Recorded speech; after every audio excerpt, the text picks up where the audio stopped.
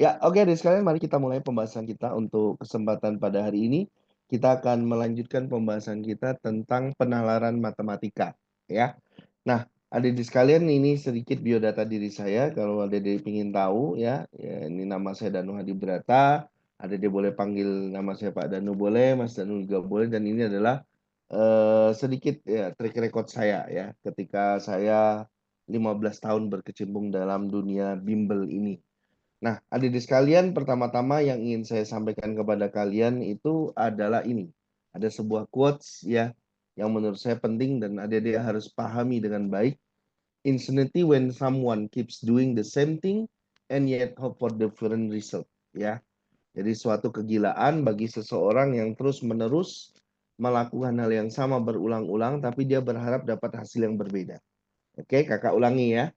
Suatu kegilaan bagi seseorang yang terus-menerus melakukan hal yang sama berulang-ulang, tapi dia berharap dapat hasil yang berbeda. Jadi kalau kamu ingin dapat hasil yang lebih baik, ya harus diubah pola pendekatannya, ya, metodologinya, caranya, ya sehingga kamu akan ketemu hasil yang jauh lebih baik. Itu yang harus kamu lakukan. Kalau tidak kamu lakukan, maka kamu tidak akan ketemu hasil yang lebih baik. Oke? Itu yang harus kamu kerjakan sekarang. Nah, adik-adik sekalian, apa yang harus kamu lakukan ya ini ya. Jadi ya kerjain masa lalu lah, istilahnya begitu ya. Kita masuk ke soal aja langsung adik-adik sekalian. Di sini soal pertama dalam pembangunan suatu rumah, campuran untuk beton dan ideal biasanya terdiri atas pasir, semen, sama batu split yang secara berturut menggunakan perbandingan 1:2:3. Ya, berat seluruh pasir, semen, batu split yang telah direncanakan adalah 1.620 kg. Ya. Nah, karena sesuatu dan lain hal kemudian dikurangi ya masing-masing komponen tersebut sebesar 20 kilogram, 10 kilogram dan 15 kilogram. Sehingga perbandingannya pun sekarang berubah menjadi 10:12:13. Nah, pertanyaannya, berikut ini banyaknya pasir, semen dan batu split yang sesuai dengan perbandingan yang ideal. Yang ditanyakan sesuai dengan perbandingan ideal 1:2:3. Ya, jadi adik-adik sekalian tinggal lihat aja angka-angkanya. Apakah dia bisa disederhanakan atau tidak. Nah, kalau yang A jelas, dia pasti tidak bisa disederhanakan. Kenapa? Karena KPK-nya udah 1. 1:4:3. Yang B juga begitu. 5:10:12 sudah nggak bisa disederhanakan. Ya. Nah, yang C juga ini bisa kita bagi 10 kedua ruas, maka dapatnya 1:2:4. Nah, yang D 15:30:45 ini kalau kita bagi 15 kedua semuanya, kita akan dapat perbandingannya menjadi 1:2:3. Jadi jawabannya adalah D ya. Nah, kalau udah ketemu kayak gini, Dek, nggak usah dilanjutin ya. Langsung itu jawabannya. Tapi lagi kalau kamu memang punya intuitif yang tajam. Intuitif itu dugaan, cara menduga yang tajam gitu ya. Kayaknya saya mulai dari yang bawah, misalkan gitu ya. Nah, kalau kamu punya kayak begitu, Dik, wah, ngerjain soalnya jadi cepet ya. Jadi coba dilatih ya intuitifnya, biar kamu nanti ngerjainnya lebih cepet ya. Jadi ini jawabannya langsung di selesai. Nggak usah dilanjut ke E-nya. Oke, kita lanjut ke soal nomor 2. Berapa banyak semen yang tersedia? Ya, nah jadi di sini pertanyaannya adalah kaitannya setelah dia melakukan penyesuaian. Ya. Nah, penyesuaian jumlah semen setelah penyesuaian itu berapa, Pak? Idealnya kan dia bilang 1.620. Masing-masing komponen dikurangi 20, 10 sama 15. Kita jumlahkan, berarti pengurangannya adalah 45 kilogram. Sehingga ketersediaan semennya sekarang adalah 1.575 kilogram. Karena yang ditanya di situ adalah semen, maka yang kita pakai perbandingan semennya berapa? 12 berbanding total jumlah perbandingannya kita kalikan dengan jumlah semen yang tersedia yaitu 1.575. Ketemulah di situ jawabannya adalah 540 kilogram. Ya, maka jawabannya di situ adalah yang B. Oke, clear ya sampai di sini ya. Good, bagus. Lanjut ke soal berikutnya. Nah, di soal berikutnya mulai dimasukkan ada unsur baru lagi. Apa itu tabel? Tabel yang isinya adalah 2 buah jenis semen yang dipakai. Ada yang pakai 1 sak 30 kilogram, ada yang pakai 1 saknya 45 kilogram. Harganya berbeda. Harga untuk yang per sak yang 30 kg adalah 20.000. Untuk yang 45 kg itu adalah 30.000.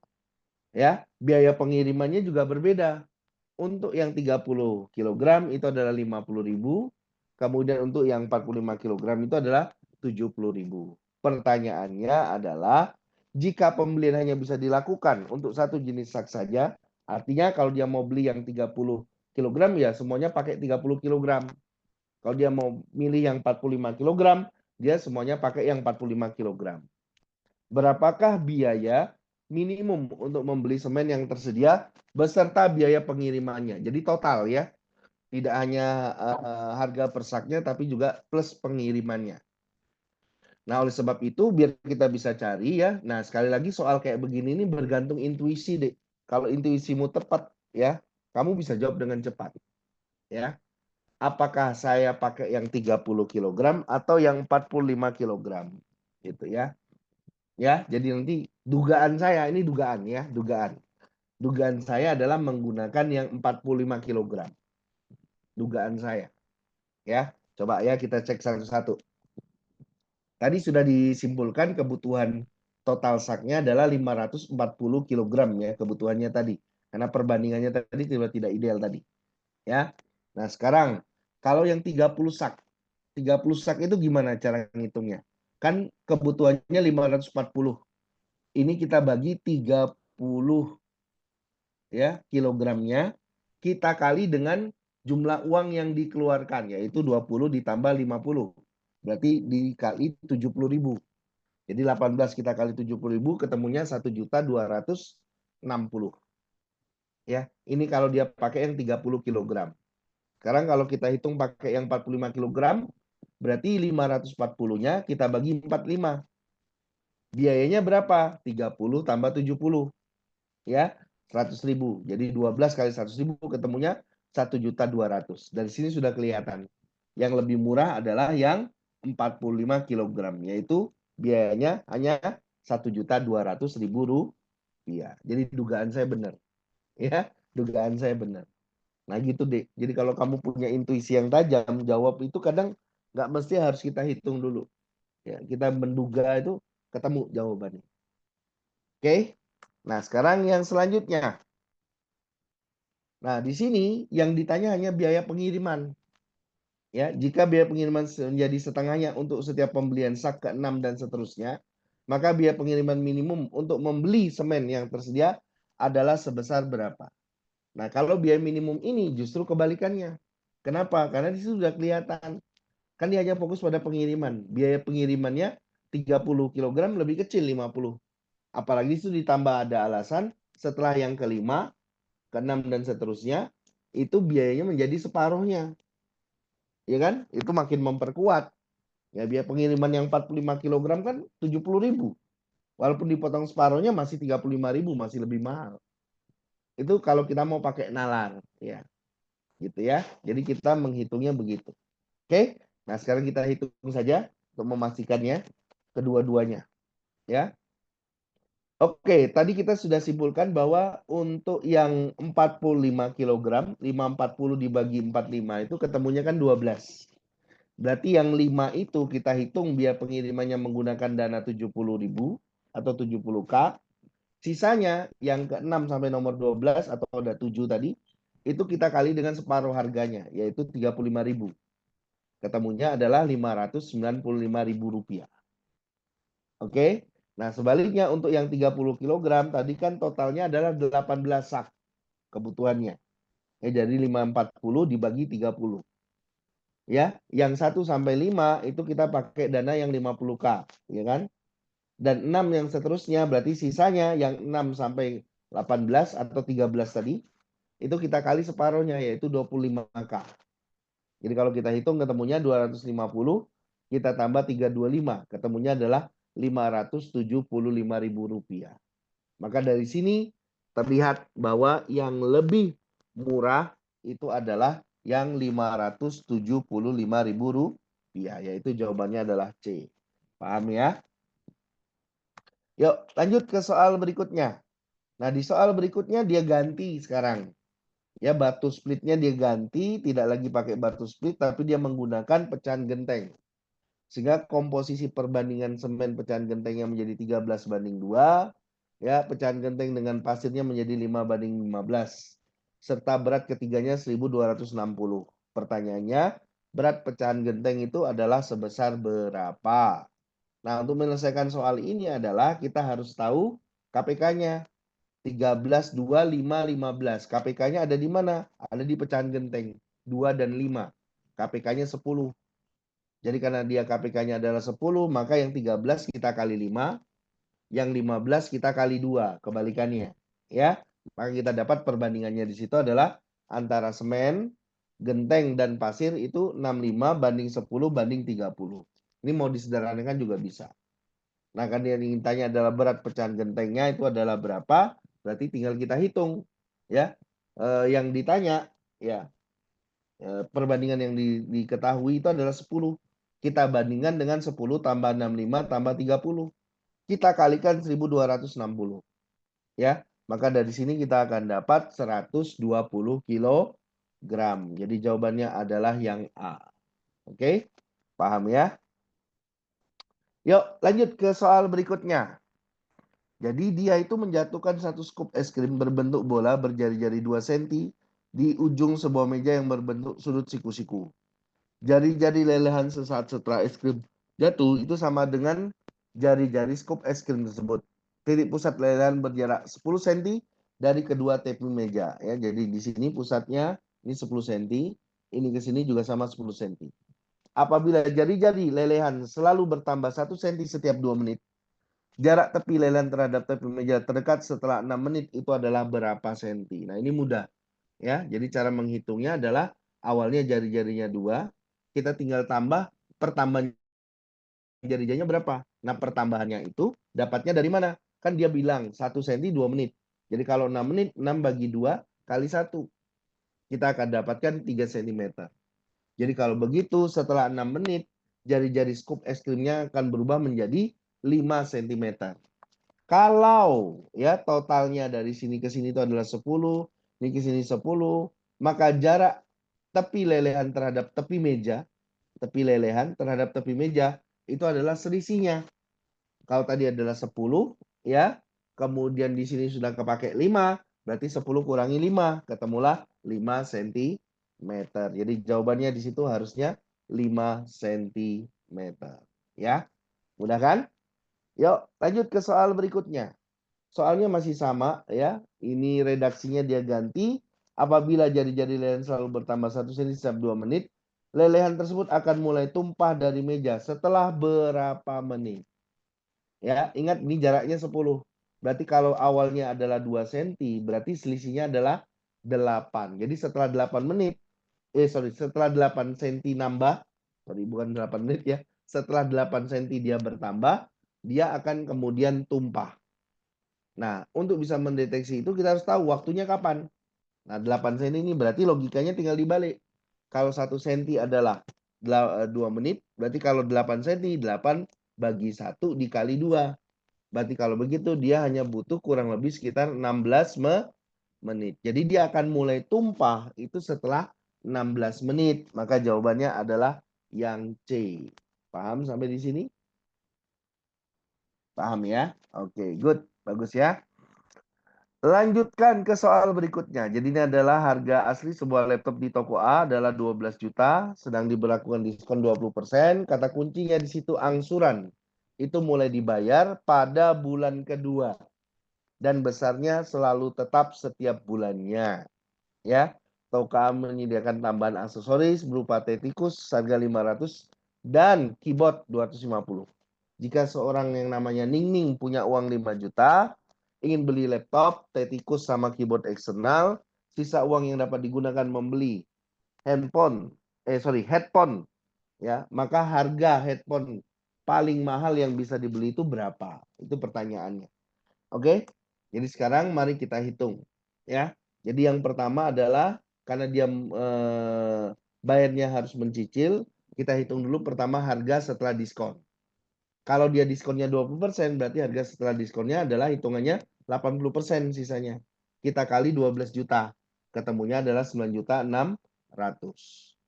Kemudian dia cukup bayar uang muka. Uang mukanya berapa? 20% dari total yang harus dibayarkan. Berarti 20% kali 9.600.000. Berarti dia membayar 1.920.000. Karena angsurannya itu dibayar dari bulan kedua, berarti angsurannya bisa kita lewatkan. Kita cukup menghitung biaya aksesoris yang dia mau beli, yaitu tetikus sama keyboard eksternalnya. Kita jumlahkan, ketemunya adalah 1.750.000. Sehingga kalau Ningning punya uang 5 juta awalnya, maka sisa uang Ningning itu adalah berapa? 5 juta kita kurangi 1.920 ditambah 1.750. Ketemunya adalah 3.670. Maka dari sini kita akan dapatkan hasil uang maksimal pengembaliannya itu adalah 1.330.000 rupiah. Nah, inilah yang akan dipakai untuk membeli headphone-nya. Jadi uang yang bisa digunakan untuk membeli headphone maksimal adalah 1.330.000 rupiah.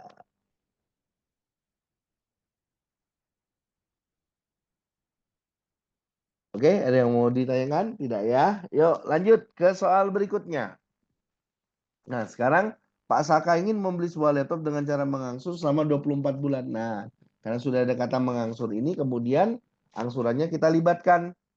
Berapakah angsuran bulanan yang harus dibayarkan oleh Pak Saka? Ya, sama dengan tadi ya. Harga setelah diskon kita hitung.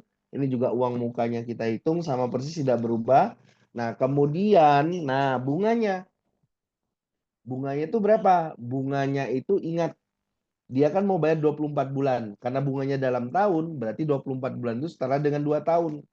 Berarti 2 kali persen bunganya adalah 5/100. Kita kali dengan jumlah cicilan sisanya, selisihnya. Ya, kan cicilannya kan harusnya 9.600.000. Tapi uang mukanya kan udah dibayar 1.920.000. Kita kurangi dulu. Itulah cicilan yang harus dibayarkan. Ya, jadi itu adalah 7.680.000. Oke, jadi bunganya itu adalah 768.000. Sehingga dari sini kita bisa hitung ya, angsuran yang harus dibayar Pak Saka itu adalah berapa? Wah, bunganya ditambah sisa tadi cicilannya adalah 768.000, 7.680.000. Kita tambah dengan bunganya 768.000, kita bagi 24, ya kan? Jadi ketemunya adalah 8.448 ya, dibagi 4. Bagi 24. Ketemulah 352.000. Jadi itulah besaran cicilan yang harus dibayarkan per bulannya. Oke, paham ya? Yuk, lanjut. Dalam sebuah uji coba, sebutir perlu diluncurkan, kemudian dicatat ketinggiannya. Titik awal penunjukan sebagai berikut: min 2x kuadrat plus 9x plus 4. Berdasarkan observasi, data yang diamati adalah ketinggian. Ya, data diamati adalah ketinggian peluru setiap jarak 1 meter dari titik awal. Berarti dari 0 hingga berjarak 4 meter dari titik awal. Jadi konversinya adalah dari 0 sampai 4 meter. Pertanyaan, tinggi maksimum peluru tersebut adalah berapa meter? Nah, agar bisa kita gunakan rumusnya ya, kita harus pastikan dulu sebenarnya di sini adalah X-nya yang membuat maksimumnya. Ya, itu berada pada intervalnya atau tidak. Ya, oke. Nah, di sini kita bisa lihat syarat dia mengambil maksimum, mencapai maksimum itu apa? Turunan pertamanya sama dengan 0. Syarat maksimum minimum itu sama deh ya. Turunan pertamanya sama dengan 0. Jadi kalau fungsinya min 2x kuadrat plus 9x plus 4, kita turunkan menjadi min 4x plus 9 sama dengan 0. Berarti 4x-nya saja sama dengan 9, berarti x-nya saja 9/4. 2,25. 2,25 itu terletak antara 0 sampai 4. Karena terletak 0 sampai 4 berarti dia memenuhi. Sehingga kita bisa hitung H maksimumnya adalah H di titik 2,25 tadi. Dapatlah jawabannya 14,125 meter. Jadi jawabannya adalah yang D. Oke, mudah kan? Yuk, lanjut ke soal berikutnya. Benar atau salah? Jadi ini kita pakai tabel aja, Dik. Jadi ini cuma ngitung ya. Jadi kalau 0 masukkan nilai H-nya berapa. Kalau X-nya diganti 1 berapa? Sampai X diganti 4. Kenapa? Karena intervalnya kan dari awal sampai 4. Ya, ini kita masukkan. Sehingga dari sini kalau dia tanya rata-rata tinggi pelurunya adalah 10 meter, yang hitung rata-rata kan tinggal dijumlahkan. 4 tambah 11 tambah 14 tambah 13 tambah 8. Kita bagi berapa? 5. 50 dibagi 5 ketemu 10. Maka benarlah jawabannya. Median ketinggian peluru adalah 11. Nah, ini kita urutkan dulu dari yang paling kecil. 4, 8, 11, 13, sama 4. Gitu ya. Oke, nah setelah diurutkan maka kita akan dapat yang di tengah-tengah itu adalah data kelima yaitu 11. Maka jawabannya benar 11 meter. Jangkau data nilai ketinggian lebih besar daripada tinggi maksimum peluru. Tinggi maksimum tadi adalah 14,125. Ya, jangkauannya yang terbesarnya 14, yang terkecilnya 4, kita kurangi 10. Ya, berarti kalau di situ dia bilang lebih besar dari itu berarti salah ya. Kenapa? Karena nilainya lebih kecil. Ya, itu jawabannya. Jadi benar-benar salah. Oke, lanjut ke soal berikutnya.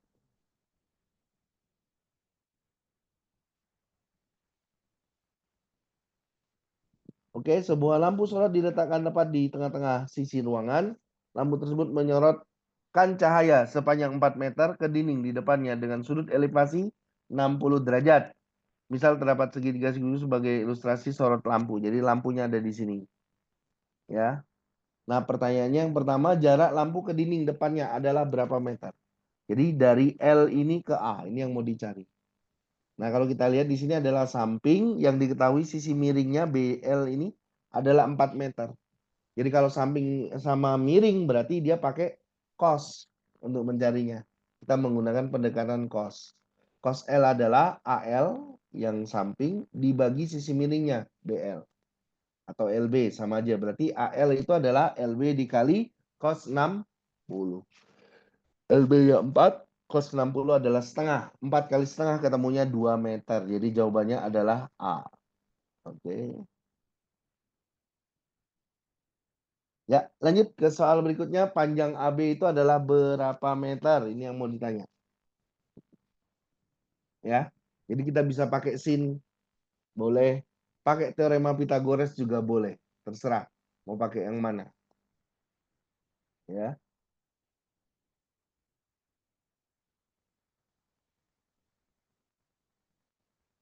Oke, jadi dengan menggunakan teorema Pythagoras kita bisa dapatkan panjang AB. AB kuadrat kan tadi AL-nya sudah ketemu ya. 2 kan. Pakai Pythagoras berarti 4 kuadrat kurangi 2 kuadrat. 4 kuadrat 16, 2 kuadrat 4. Kita kurangi 12. Akar dari 12 itu adalah 2 akar 3. Jadi jawabannya adalah C. Mudah kan? Oke. Lanjut ke soal berikutnya. Tirai penutup setinggi ruangan dengan jarak 3/4 dari jarak dinding ke lampu. Panjang sorotan lampu ke tirai tersebut adalah berapa meter? Jadi ini jatuhnya di sini.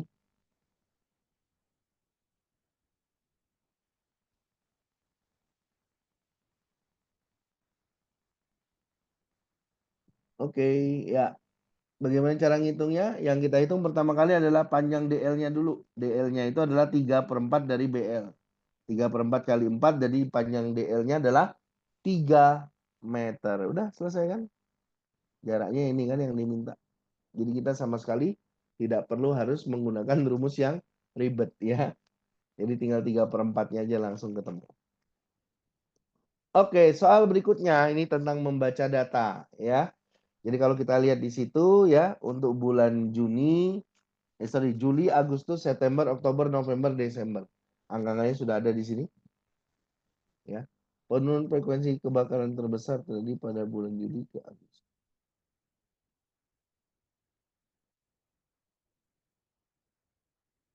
Oke, benar ya. Jadi dari sini kita inventaris dulu. Dari Juli ke Agustus berarti kita lihat selisihnya adalah 12. Dari Agustus ke September itu 11. September ke Oktober itu adalah 10. Oktober ke November itu adalah 9.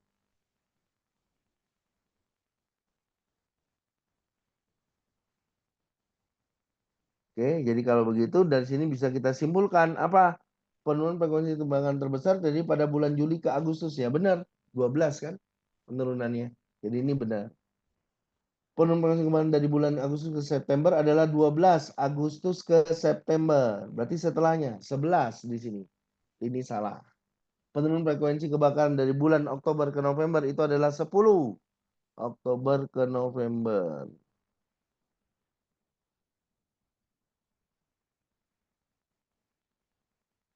Oke. Dan terakhir pada bulan Oktober ke Novembernya adalah 10. Oktobernya 94, Novembernya lah 85. Berarti kalau gitu penurunannya adalah 9. Berarti ini salah. Jadi jawabannya adalah benar, salah, salah. Oke. Good. Lanjut ke soal berikutnya. Ya. Jika berakhir 2 bulan setelah bulan Desember, maka polanya yang kita baca. Kan tadi sudah dilihatkan polanya. 12, 11, 10, 9, 8. Selalu berkurang 1. Maka kalau gitu 2 bulan setelahnya berarti Januari dan Februari. Kita hitung dulu yang Januarinya. Harusnya dia dikurangi 7 karena dia berkurang 1 terus. Ya.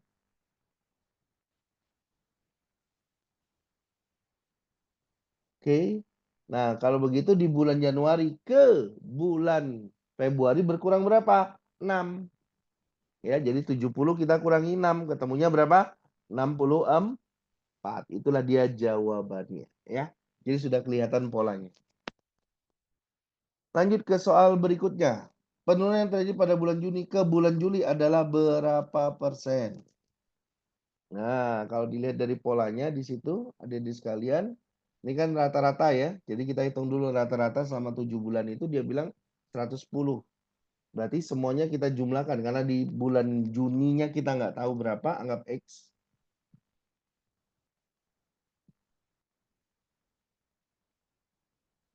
Oke, jadi kalau begitu tinggal kalikan silang ya. 110 kali 7, 770 ya. Sama dengan X ini dijumlahkan semua ketemunya 602. Berarti mencari X saja 770 kurangi 602. Berarti ketemunya 168.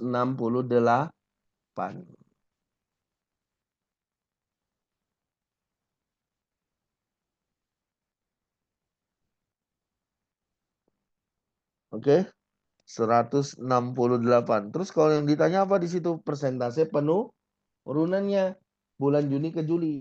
Jadi cara mencari persentase penurunannya yang sebelumnya karena penurunan ya. Berarti 168 kurangi 127. Kita bagi pembandingnya yang sebelumnya, bukan yang setelahnya. Yaitu 168 kita kali dengan 100%.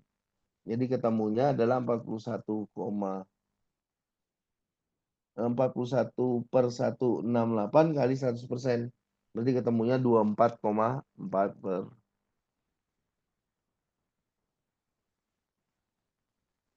Oke. Ya, jadi kalau gitu dapatnya adalah 24,4% ya. Setelah kita hitung 41/168 kali 100%. Ya, jadi jawabannya di situ adalah yang E ya. Oke. Good, bagus. Lanjut ke soal berikutnya. Nah, ini sudah mulai dekat akhir. Nah, di sini kuncinya adalah kalau kita ingin dapat sebuah jarak, maka kita butuh 2 pohon. Karena menentukannya kan dari jarak pohon ke pohon. Kalau kita mau dapat 2 jarak, berarti butuh 3 pohon. Jadi selalu ditambah 1. Sehingga dari sini adik-adik sekalian, caranya untuk menghitung jumlah pohon dalam satu baris, itu adalah 200, tetap kita bagi 8, tapi jangan lupa nanti ditambah 1. Jadi butuhnya 26. Ya, dengan cara yang sama ya, untuk yang lebarnya ya, 60 itu kita bagi dengan 15. Ya, karena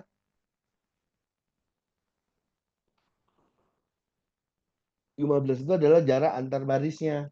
Jadi 60 dibagi 15 dapat 4 tambah 1 jadi 5. Sehingga dari sini jumlah total pohon yang ada di dalam eh, lahan berbentuk persegi panjang itu tinggal kita kalikan 26 kali 5 yaitu 130. Kenapa yang dicari pohon? Karena di situ konversinya dalam pohon. Dia bilang satu pohon membutuhkan 30 gram pupuk NPK. Jadi konversinya adalah per pohon. Jadi kalau kita punya 130 tinggal kita kali 30. Jadi jawabannya adalah 390 sorry, 3.900 gram. Kita balikin ke kilogram berarti dibagi 1000.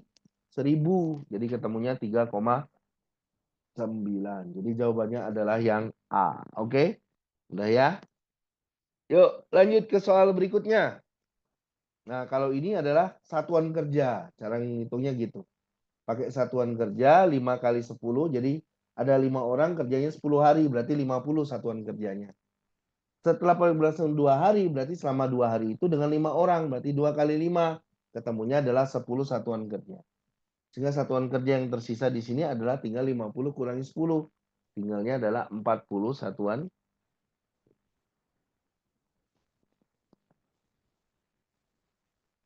Oke. Nah, permasalahannya apa di situ? Dia minta dipercepat 4 hari. Berarti kalau gitu awalnya 10 hari dipercepat 4 hari. Dia butuhnya 6 hari. Oke. Sehingga di sini kan sudah kepake 2 hari. Ya kan? Berarti tinggal berapa hari? 4 hari. Jadi kalau begitu 40 satuan kerja ini tinggal kita bagi 4. Ketemunya 10 orang. Nah, awalnya dia pakai 5 orang. Kemudian jadi 10 orang. Berarti pertambahan pekerjanya berapa? 10 kurangi 5. Ketemunya.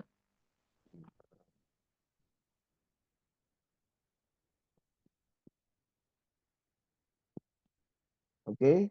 Biar mudah ya. Jadi jawabannya 5 orang tambahannya. Yuk lanjut ke soal berikutnya. Nah ini caranya tinggal kita balik. Karena jarak antar baris. Kata kuncinya di sini adalah jarak antar pohon dalam satu barisnya dipertahankan. Ya. Jadi kita sudah bisa hitung tadi jumlah pohon yang ditanam awalnya adalah 26 kali 5, 130. Kemudian dia ingin nambah 50. Berarti kita butuhnya kita asumsikan dalam tanah itu ada 180 buah pohon. Kemudian karena jaraknya tadi dipertahankan berarti tetap sama ya. 200 kita bagi 8 tambah 1 berarti ada 26 buah. Ya, jadi jumlah pohon antar jarak baris itu tetap yaitu 26 buah. Nah, sekarang yang perlu kita pastikan agar kita bisa dapat nilainya yang kita cari itu adalah ini yang di satunya lagi. Berarti 60 dibagi X tambah 1 dikalikan 26 sama dengan 180 ya. Maka dari sini kita akan dapat hasilnya adalah ya kita bagi ya jadi 26-nya turunkan ke bawah kita akan dapat 60 per X ditambah 1 sama dengan 180 per 26. Jadi 60 dibagi X saja satunya geser sana jadi min 26.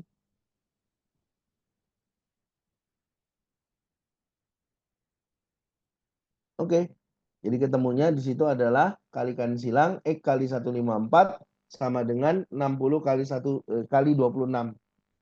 Berarti mencari X-nya adalah 60 kali 26 dibagi 154. Ketemunya 10,12. Apa artinya kalimat 10,12 di sini? Bahwa angka yang dibuatkan di sini jaraknya itu tidak boleh melebihi ini. Tapi kalau dia kurang dari ini boleh. Tapi tidak boleh melebihi ini. Karena udah pasti tidak memenuhi. Nah, kalau di sini dia bilang ada